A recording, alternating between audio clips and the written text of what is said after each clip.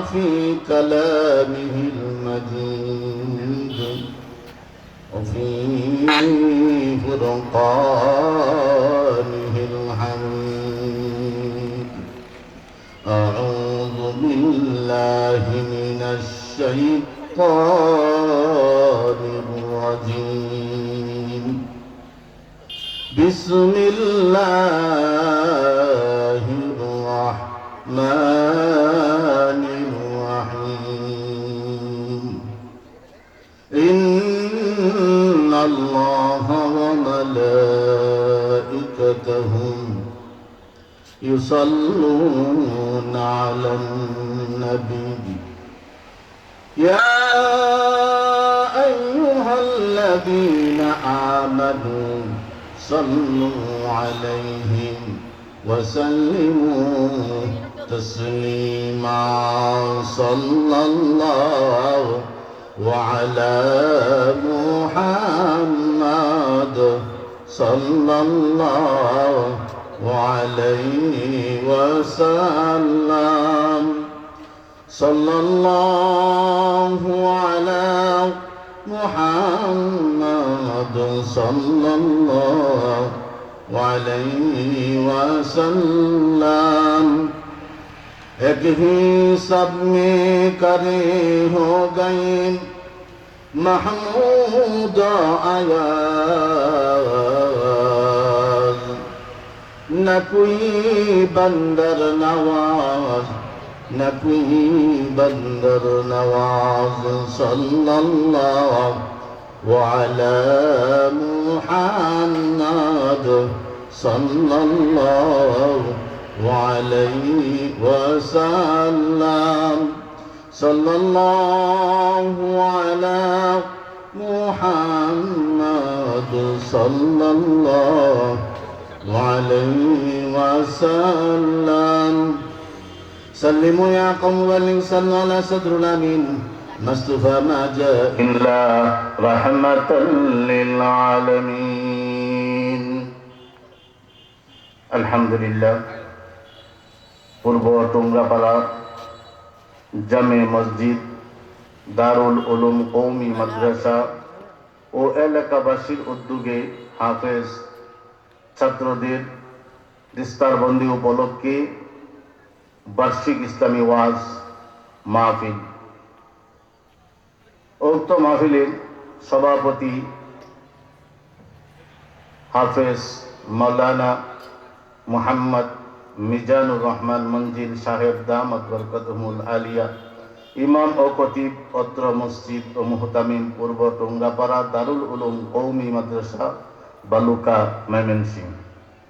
প্রধান বক্তা আন্তর্জাতিক খ্যাতিসম্পন্ন মুফাসসিরে কোরআন, সারা বাংলা আলোড়ন সৃষ্টিকারী জনপ্রিয় ইসলামী আলোচক হাফেজ হযরত মাওলানা মুফতি কিফায়াতুল্লাহ কাশফি দামাত বরকতুহুল আলিয়া। দ্বিতীয় বক্তা আরো অনেক উলামা ইকরাম। আজ টুঙ্গাপাড়া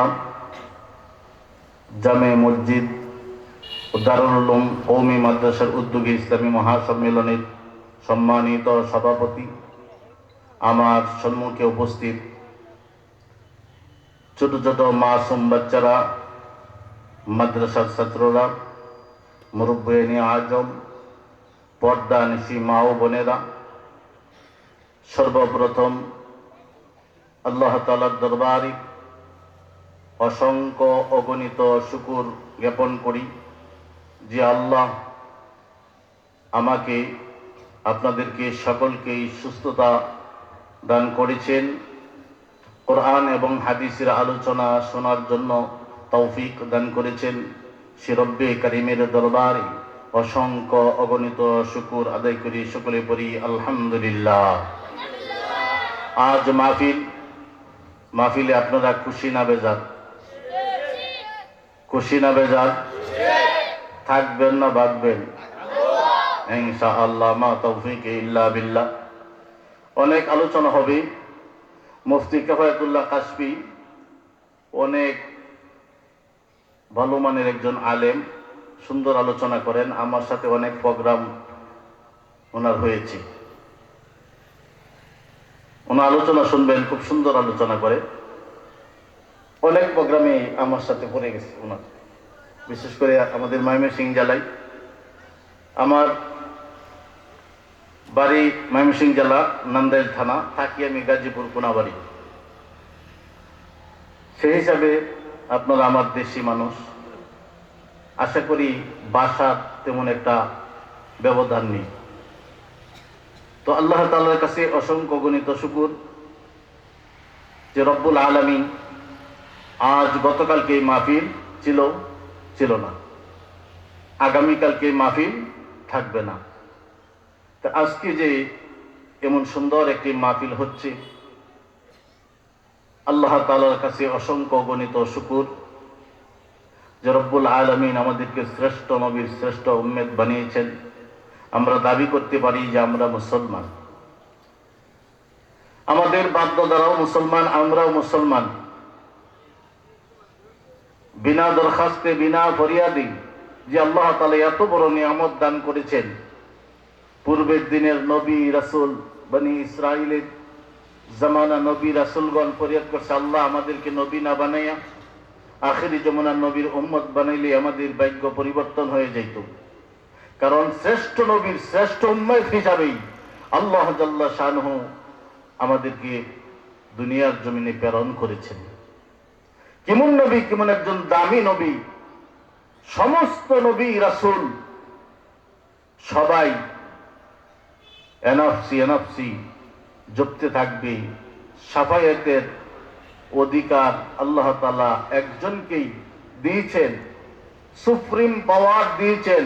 কিয়ামতের ময়দানে যিনি শাফায়াত করবেন উনি হলেন আপনার আমার দয়ার নবী। সুবহানাল্লাহ। সেই নবীর আদর্শ আপনার ভিতরে আমার ভিতরে থাকতে হবে। কথা বলেন ঠিক না বেঠিক?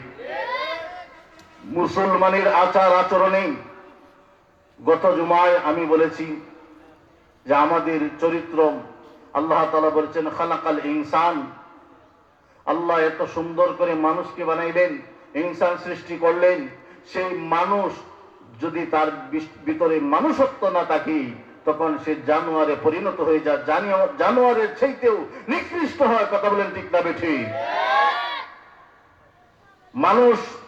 মানুষকে মানুষ এভাবে মারতেছে যে পশ্চিমারা দেখবেন নিজের সন্তান ছেলে মেয়েকে অত ভালোবাসে না যত ভালোবাসে কুকুরকে। কথা ঠিক না বেঠিক? দেখবেন নিজের সন্তানকে পুষ্যারে কোলে টেনে নেয় আর কুত্তার বাচ্চাকে কোলে করে বেড়ায়। এটা হলো পশ্চিমাদের একটা কালচার, এরা খুব মহব্বত করে কুকুরকে। আজ আমাদের দেশে এই অবস্থা হয়েছে যে মানুষকে মানুষ প্রকাশ্যে মারতেছে। পাখি মারলে মানুষ দুঃখ লাগে মানুষের, কিন্তু মানুষকে মানুষ গুলি করতেছে, মারতেছে। এটা কারো মনের মধ্যে এরকম একটু আক্ষেপ লাগে না, কষ্ট লাগে না যে আমি একজন মানুষকে হত্যা করতেছি?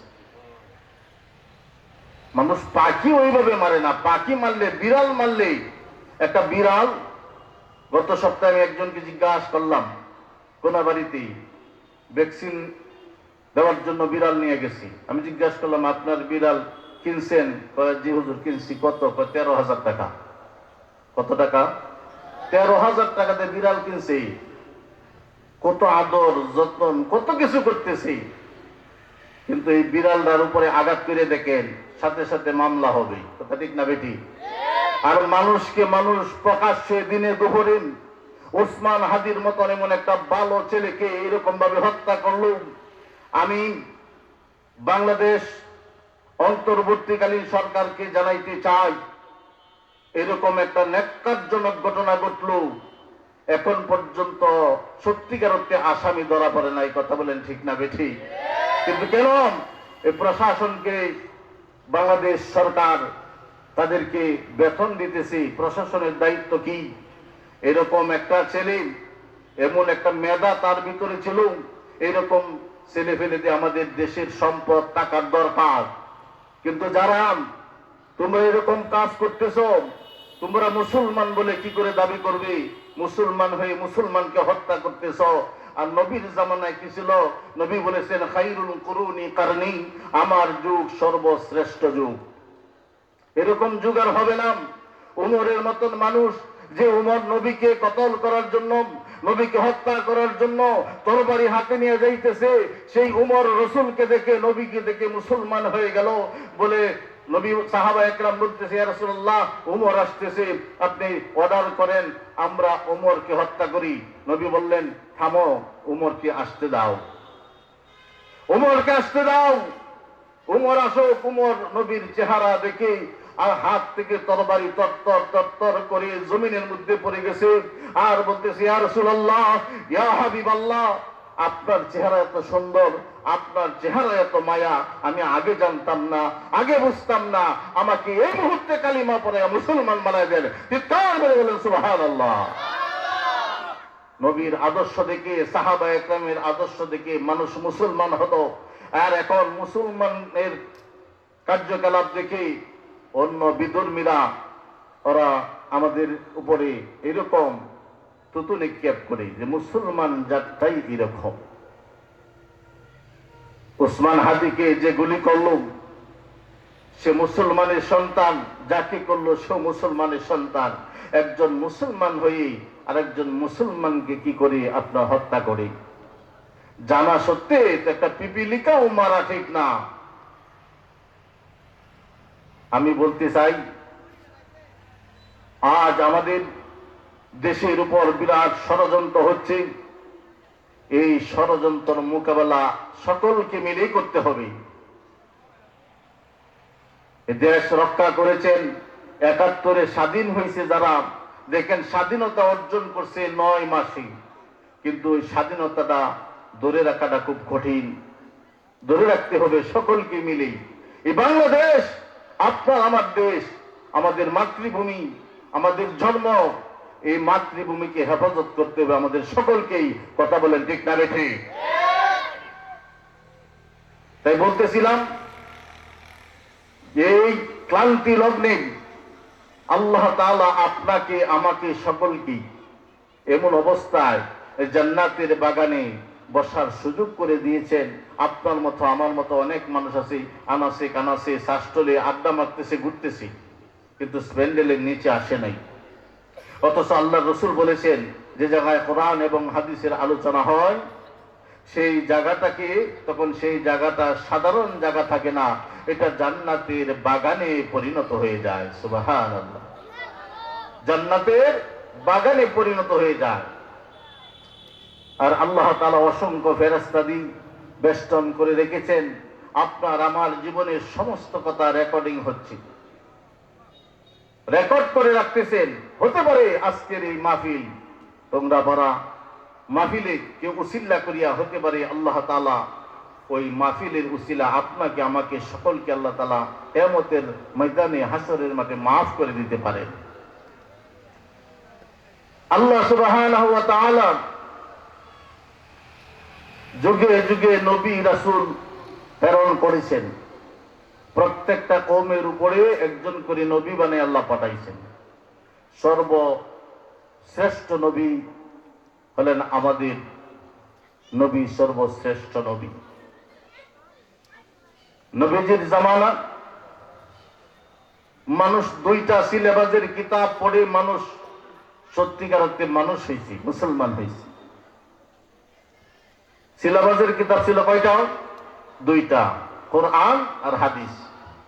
এখন স্কুল বলেন, মাদ্রাসা বলেন, কলেজ বলেন, ইউনিভার্সিটি বলেন, সিলেবাসের অভাব নেই, কিন্তু মানুষ সত্যিকার অর্থে মানুষ হচ্ছে না।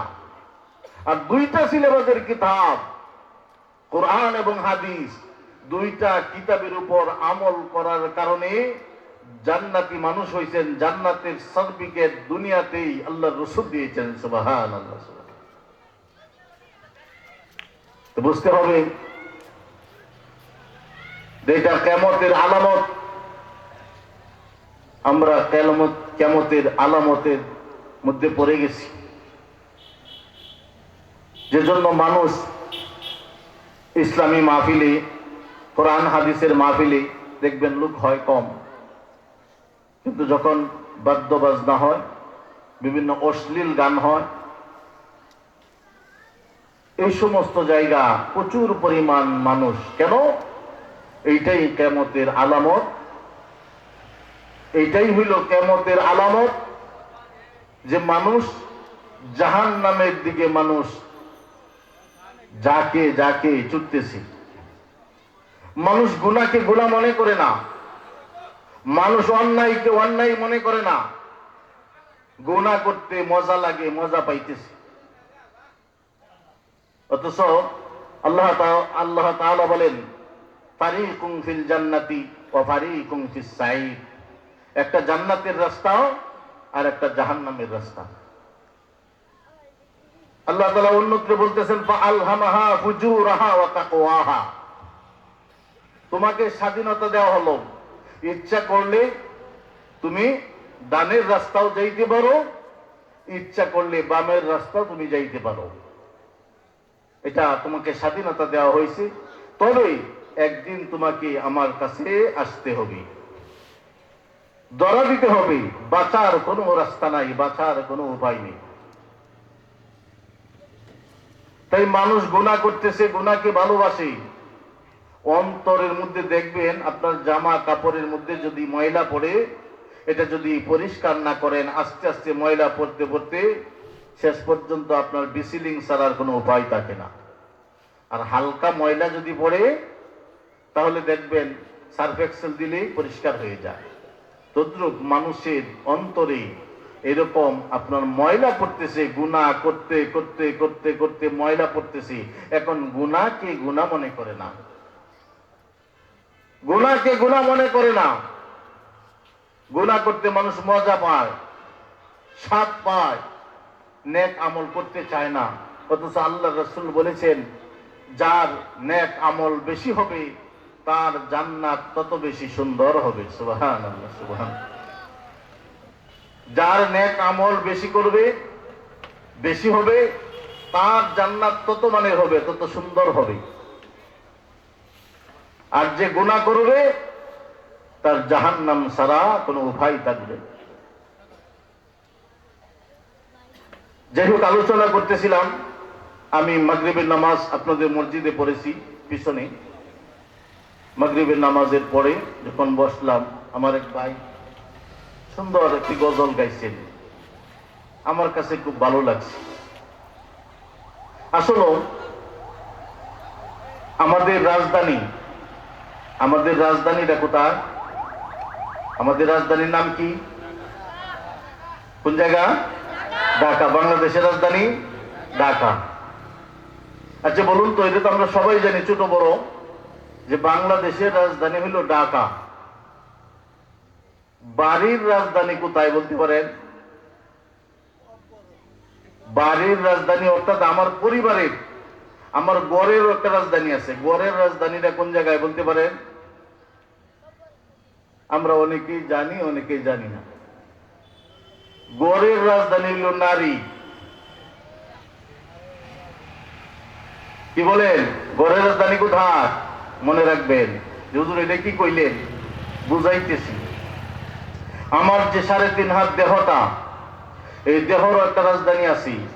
এটা বলতে পারেন কোথায়? দেহের রাজধানী কোথায়? পেট। পেট কোন জায়গা? পেট। হুজুর এটা কি বলতেছে? পেট কি করে হয়? আরে রাজধানী তো মিডিলেই থাকে না, বর্ডারে থাকে? রাজধানী মিডিলে থাকে। তো পেটটা কেন রাজধানী হলো দেহে? রাজধানী যদি ভালো থাকে, ভালো হয়, ভালো থাকে, দেশটা ভালোভাবে চলবে। কথা বলেন ঠিক না বেঠিক? আপনি যদি ঢাকার শহর যদি অচল করেন, সারা বাংলাদেশ অচল। যতক্ষণ পর্যন্ত রাজধানী আপনি দখল না করতে পারবেন, অচল না করতে পারবেন, এরকম আমরা বহু 16-17 বছর দেখছি। বহু জায়গায় আন্দোলন, অনেক কিছু হয়েছে, কিন্তু কিছুই হয় নাই। তদ্রূপ এই যে আপনার দেহের যে রাজধানী হলো পেট, রাজধানীর পেটটা যদি ভালো থাকে, আপনার দেহটা ভালো থাকবে। কথা বলেন ঠিক না বেঠিক? আপনার যদি অসুখ হয়, আর যদি আপনার ডায়রিয়া হয়, পাতলা পায়খানা হয়, দেখবেন ডাক্তার কি করবে? আগে আপনার পেট ঠিক করবে, তারপরে অন্য চিকিৎসা। কেন? পেট ঠিক তো সব ঠিক, নারী ঠিক তো সব ঠিক। কথা বলেন ঠিক না বেঠিক? কেন বলতেছি? আজ এরকম সন্ত্রাস হচ্ছে, কেন হচ্ছে? আমাদের মায়েদের কারণে আজ সন্ত্রাস হচ্ছে। মায়েরা যদি পর্দায় থাকতো, ভালোভাবে চলতো, তাহলে ভালো সন্তানের আশা করা যায়। ভালোর গড়তেই ভালো হয় না, এখন খারাপের গড়তে